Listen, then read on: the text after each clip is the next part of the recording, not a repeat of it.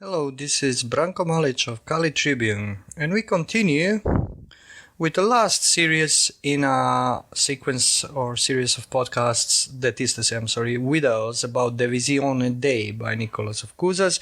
As in previous video, I won't go into recapping what I already said, so please don't jump in the middle of this, but try to listen from the beginning, because in total it's no more than just a bit more than an hour in 3 segments. That's not too long to listen to, and because this is quite profound theological philosophical text, you really need to be concentrated not to lose the thread.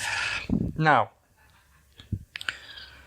just short, we talked about how Nicholas of Cusa set up the experiment, that is to say, devotional exercises, as he calls it, mystical theology, by using the icon of God, using the image of the omnipotent person, that is to say, the image that gives us the illusion, the appearance, better to say, of omnipotence, and then uplifts the participants, that is to say, the monks of Tegenze monastery, and in a further understanding and further contemplating the nature of God's vision, the vision of God, the Visione Dei.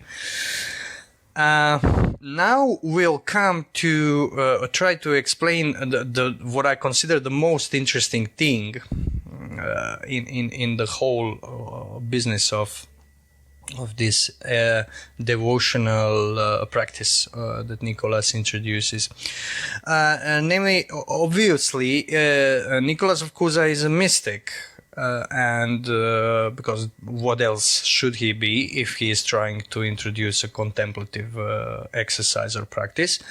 But mysticism today has quite understanding, or contemporary understanding of mysticism from the mid-20th or even earlier 20th century up until now is quite flawed. First of all, not every mysticism is the same. As some people like to affirm, hippies liked that, and people that were thinkers popular in the 60s, 70s, and so on. It is not. But there is one thing about mysticism that we completely misunderstand today. The first aspect of this is that mysticism is something that is devoid of devotional dogmatic rules, forms. This is absolute nonsense. There is nothing as dogmatic as mysticism, because mysticism is, in fact, applying oneself to dogmas, that is to say, fulfillment of dogmas, because dogmas of true religion, but even the dogmas of philosophy has its own dogmas and doesn't work without them. The purpose of dogmas is to be the ladder upon which you climb higher. The dogmas are not here to prevent you from thinking freely. They are enabling you to think positively, to yield the fruits of the mental, or in this case, spiritual labor, because there is a difference.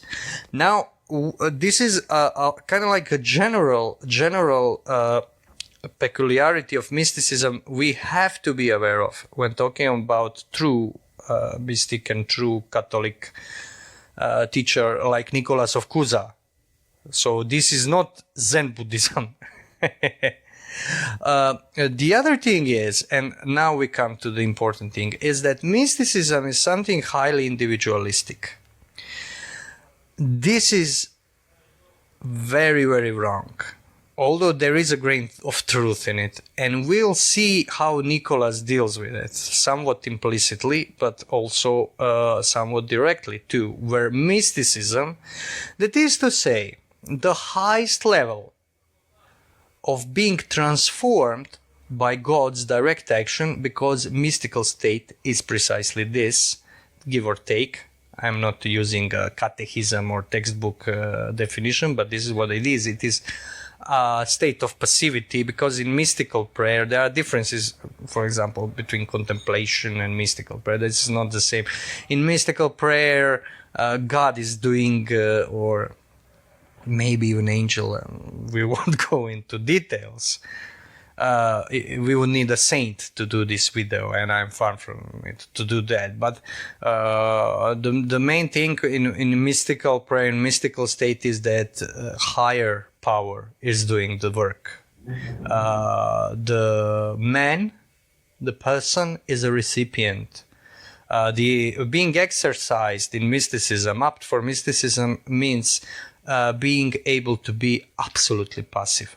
This is the stage where one's soul has to be passive, has to receive, not try to take. Now, at one point in the Visione Dei, Nicholas of Cusa makes a shift in narration. He is not talking in the first person, that is first person of Nicholas of Cusas. And he's putting himself, because he's addressing these monks to which he sent his little booklet. He changes the narration. Now I'll just give you an example. He writes, "Now, O brother contemplative," that's this singular means all of those guys, "draw near to the icon of God, and situate yourself first in the east, then in the south, and finally in the west. The icon gaze looks at you in equal measure in every region and does not desert you no matter where you go." Now, note that he is talking to one guy, but he is in fact talking to many. And by doing this in narrative sense, he's already teaching them. Because the gaze of icon is such that everybody perceives it as if it is watching only him. And the only way to realize that icon was watching everybody is to talk with others, to have relation with others as an individual. So it's twofold. You have to, in this relation to God, as Nicholas depicts it in this relation of icon to observers, there needs to you have to have a kind of singularity, singular personality, in which you perceive this, that you are seen, but the higher level than this that is necessary is that you affirm that there are others who are observed just as you are observed. And in order to have this, you have to have some kind of community. And this is very important. And as you see, this mysticism is not individualistic. It is impossible to be a believer, to be a monk, nonetheless, a mystic, a contemplative, that is to say, believer that devoted his life precisely to trying to grasp the vision of God.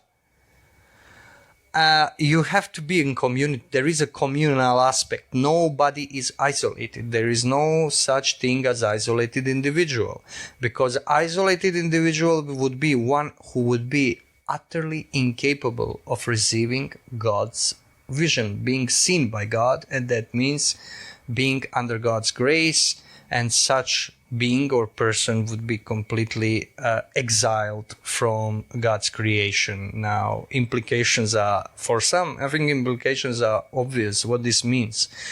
But we won't, in this series, we won't talk about evil. We won't talk about that. Now, look how he changes narration. He still speaks to contemplative monk.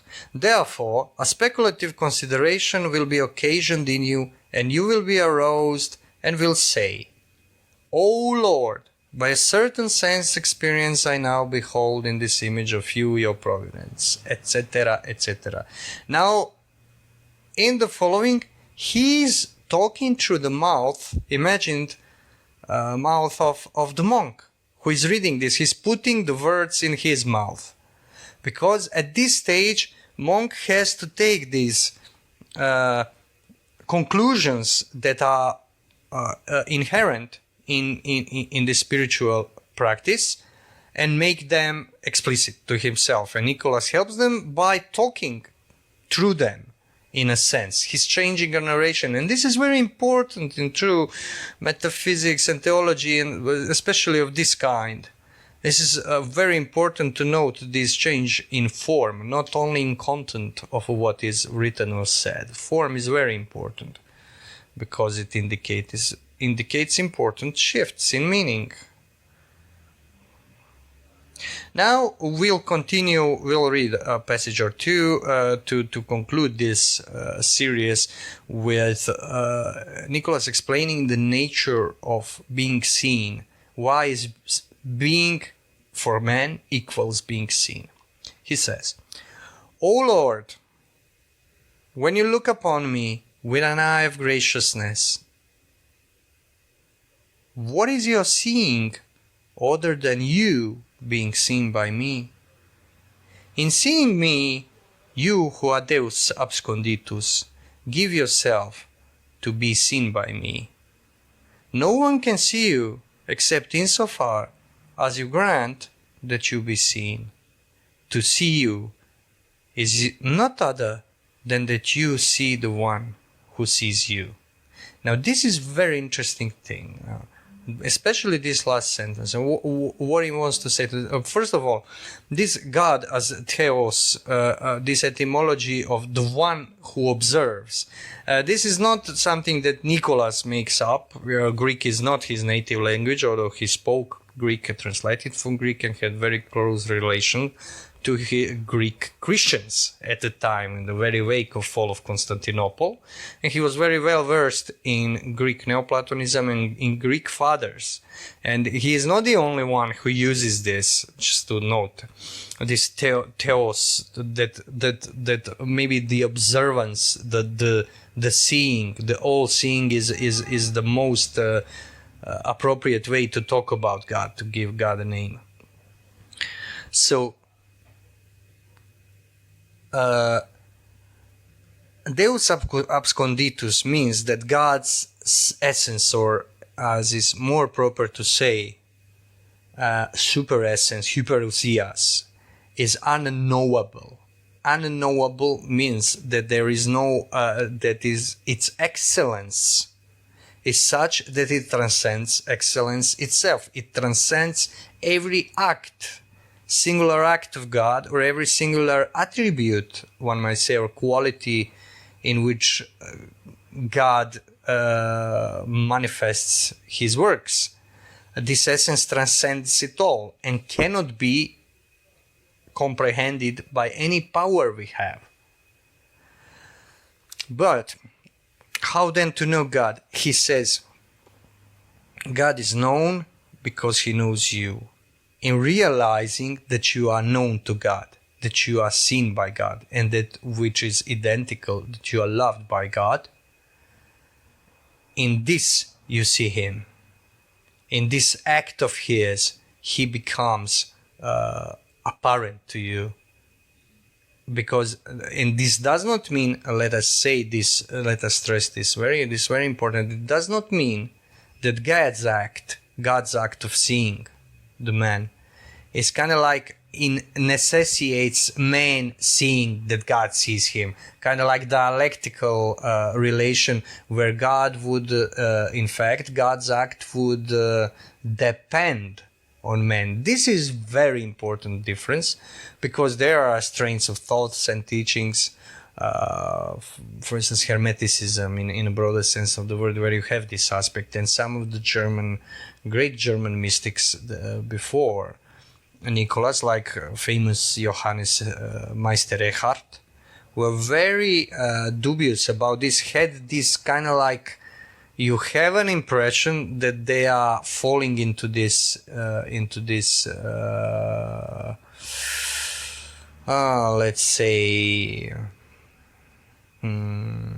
mistake, error, something that is really outside of Catholic Orthodoxy, and which is in fact Hermeticism, one might say, where God is dependent on man in some sense. No such thing here.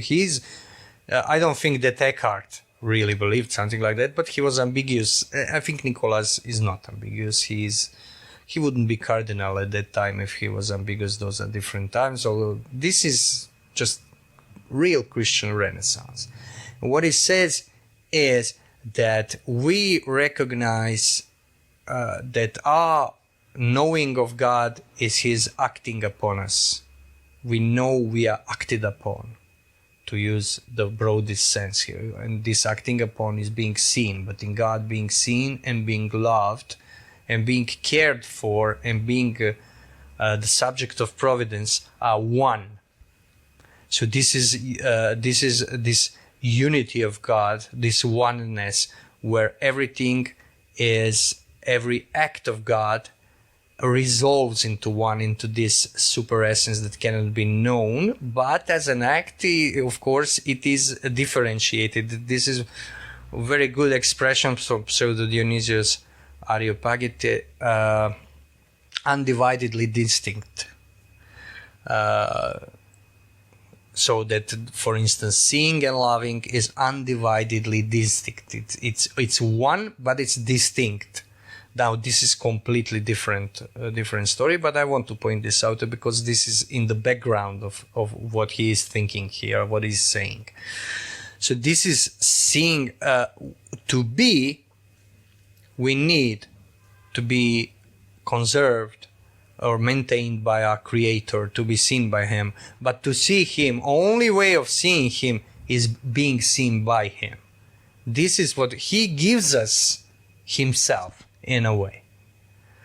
And this is how Nicholas uses this truth to uplift his brothers of Tegernsee.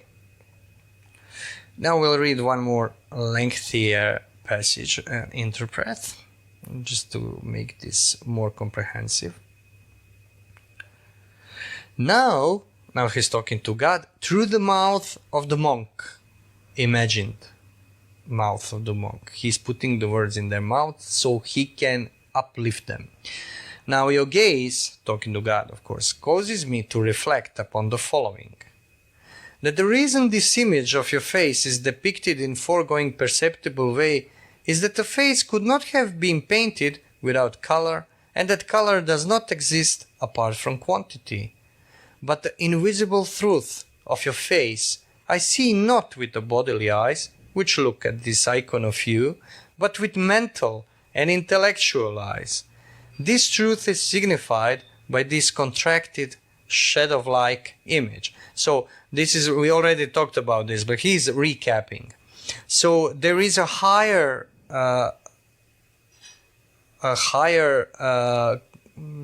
comprehension than a visually perceivable image.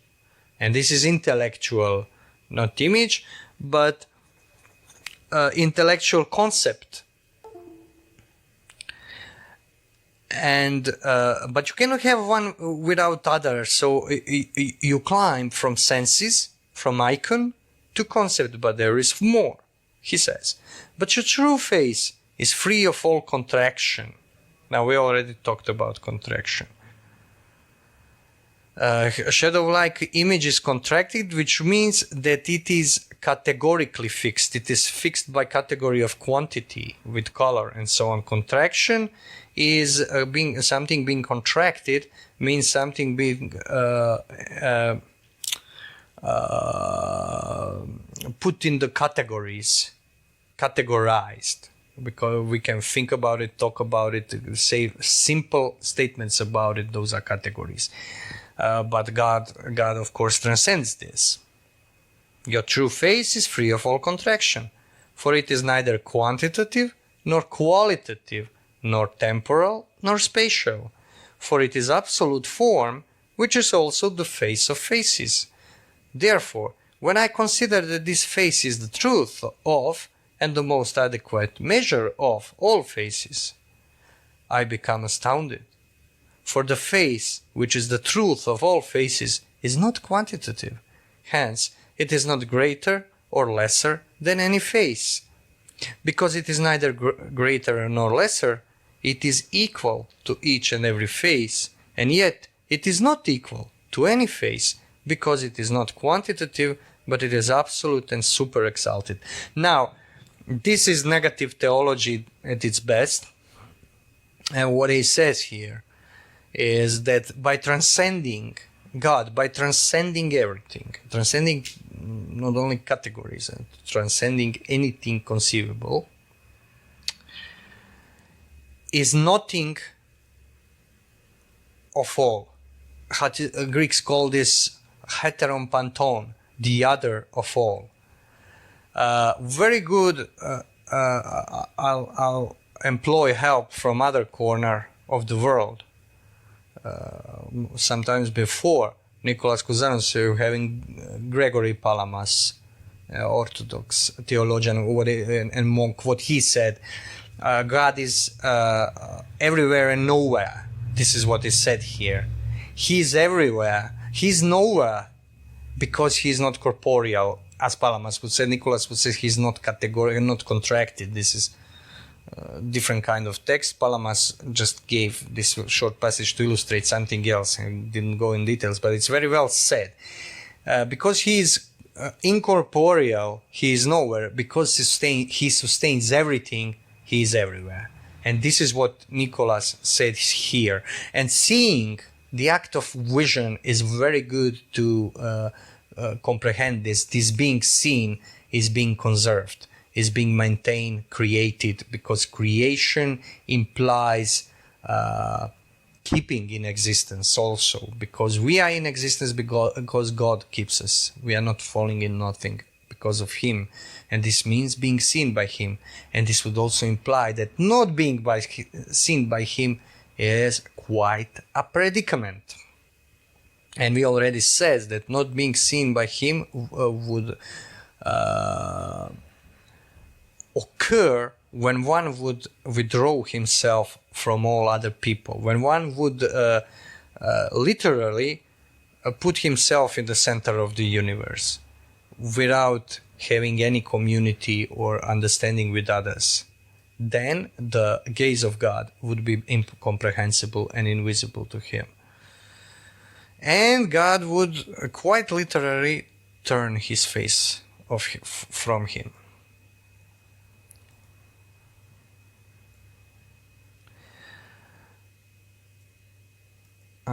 Okay. It is therefore truth or equality that is free from all quantity. So when he's talking about one, unique, true, equal, and so these are not mathematical, these are not quantifiers. I heard some people talk about this. For instance, theology, metaphysics, not Christianity, of Neoplatonism, who uses this notion of one, that it is somehow reductionism. This is complete ignorance of original texts and tradition of not only Christianity but also Neoplatonism. This is something where things cross-pollinate because they are grasping the truth in a greater, in lesser sense, but one always has to bear in mind this difference in Christianity that is not merely theoretical, this affirmation of body. This is worlds apart. I wrote about this in Thomas Aquinas, where you have this insistence of senses, but you have it in Nicholas here also, because he's using an icon. This is kind of like Eastern moment in him, because he was very, very prone, very sympathetic towards Greek, as it was called back then, Greek Church, Eastern Church, which developed this both theology and devotion to icon to a large extent, in a very subtle way. And in this you have this affirmation of corporeal, in a sense. Sanctification of corporeal in due measure, and this is very important. This is something that is relatively lacking in these pre-Christian philosophies that were apprehended to some extent by Christianity, to a large extent, both in East and West. And these thinkers of old were very aware of this, so we don't have to try to nitpick and find where they got infected with Proclus or Plotinus. I think they very well knew where they stand. Okay. In this way, then, Lord, I apprehend that your face precedes every formable face, and is the exemplar and truth of all faces, and that all faces are images of your face, which cannot be contracted and cannot be participated in. And cannot be participated in the sense that his super essence cannot be participated by finite being. Therefore, every face that can look upon your face sees nothing that is other than itself, or different from itself, because it sees its own truth, but exemplar truth cannot be other or different. Instead, these characteristics befall the image by virtue of the fact that it is not the exemplar. So people kind of like have this tendency to see themselves in God, as in mirror. And this is very interesting, very psychologically deep, although this doesn't come from some kind of psychological inquiry. This is metaphysics, and that way it is better. Therefore, just as while I look from the east at this depicted face, it seems likewise to look eastwardly at me, and just as while I look at it from the west or from the south, it seems likewise to look westwardly or southwardly at me, so the depicted face seems turned towards me regardless of how I change my face. In a similar way, your face is turned toward every face that looks unto you. Your gaze, O Lord, is your face. Accordingly, whoever looks unto you with a loving face will find only your face looking lovingly upon him. And the greater his endeavor to look more lovingly unto you, the more loving he will likewise find your face to be. Whoever looks angrily unto you will find your face likewise to display anger. Whoever looks unto you joyfully will find your face likewise to be joyous. Justice is the face of him who is looking unto you. Now we'll conclude with this, although there is a lot more in this little book. I touched only on 10%, what I consider most important, and this is just introduction. Read the book. You have it online in PDF for free, in good translation by Jasper Hawkins. What he's saying here is something that people tend not to speak about a lot today, especially in Catholic Church. This good and evil and nature of good and evil and nature of eternal punishment that is implied here, that is to say hell. Now, the fire of hell, as some church fathers used to say, is the same fire of us, the fire of God's love, with the difference that one that burns in it rejects it and cannot accept it. He has no means to accommodate himself to it. And this is something that is implied in this Nicholas contemplative exercise, because we tend to see ourselves in God. We should see ourselves in God. We are striving towards it, but the idea is that the true thing is to be seen by God, and let yourself be seen by God, and try to see yourself as God sees you. That is, not only as you are, but at the same moment as you should be. And this is what we call salvation. But there are people who try to reject this and move in the other direction. And then this gaze becomes more and more insufferable. And this is something that comes about with isolation and at the same time results in the isolation. So mysticism, to conclude, of Nicholas of Cusa,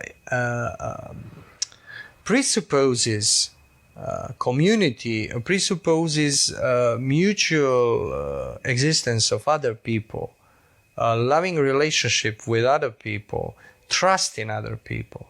It presupposes, in a word, it presupposes church, because church is what he thinks of. But he's talking about this inner